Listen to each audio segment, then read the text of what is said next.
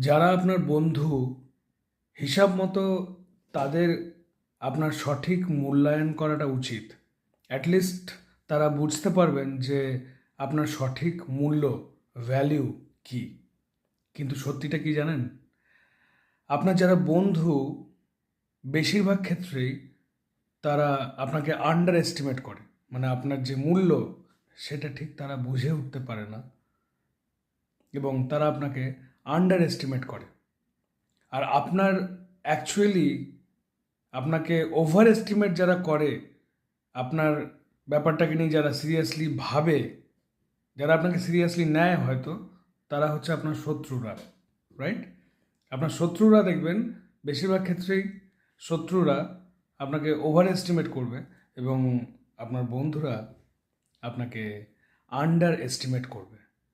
তো যদি আপনার কোনো বন্ধু আপনাকে আন্ডার এস্টিমেট করে, না বুঝে উঠতে পারে, একদম চিন্তা করবেন না, কেননা এটা খুব স্বাভাবিক ব্যাপার, রাইট? খুব ভালো থাকুন, দেখা হচ্ছে পরের ভিডিওতে।